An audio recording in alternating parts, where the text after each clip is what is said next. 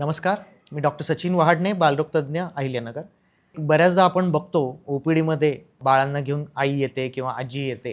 बऱ्याचदा त्या अशा काहीतरी निष्कर्ष काढतात की बाळाचं भागत नाही आहे किंवा बाळाचं वजन वाढत नाही आहे आणि मग वरचं दूध चालू करणं किंवा फॉर्म्युला मिल्क चालू करणं, बाटलीची सवय लावणं, ह्या गोष्टीचा निर्णय त्या अगदी सहजासहजी एकदम कॅज्युअली घेऊन टाकतात. आणि आपल्याला बऱ्याचदा असा प्रश्न पडतो की छोट्या-छोट्या गोष्टी आपल्याला ह्या पेशंटच्या आया किंवा आज्या विचारतायत, की अगदी छोटी-छोटी गोष्ट, की बाबा बाळ थोडंसं लाल दिसतंय, बाळाचं बाकीचं शिंका आल्या 2 दिवसातनं वगैरे अशा छोट्या-छोट्या गोष्टी विचारतात.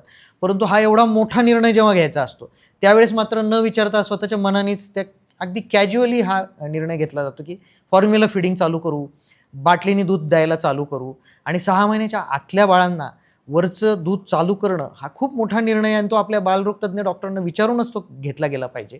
आणि हा जो पहिला 6 महिन्याचा जो काळ आहे, आपलं WHO पण सांगतं, की तेव्हा एक्सक्लुझिव्ह ब्रेस्ट फीडिंग केलं गेलं पाहिजे आणि वरचं पाणी पण द्यायचं नाही आहे या काळामध्ये. त्याच्यामुळे हा 6 महिन्याचा पिरियड हा बाळाच्या आयुष्याचा पाया असतो आणि ह्या 6 महिन्याच्यामध्ये जे काही आईचं दूध त्याला मिळतं, त्याच्यावर त्याच्या पूर्ण आयुष्यभरासाठी त्याच्या प्रतिकारशक्ती वाढते, त्याची वाढीचा जो वेग आहे तो निश्चित होतो आणि एकंदरच बाळाच्या सगळ्या आरोग्यासाठी ह्या 6 महिने एक्सक्लुझिव्ह ब्रेस्ट फीडिंग किंवा मातेचं दूध 6 महिने पूर्णपणे देणं हे अतिशय महत्त्वाचं आहे. त्याच्यामुळे असा निर्णय घेताना असा कॅज्युअली न घेता आपल्या बालरोगतज्ञ डॉक्टरांचा सल्ला घेऊनच हा निर्णय घेतला गेला पाहिजे. धन्यवाद.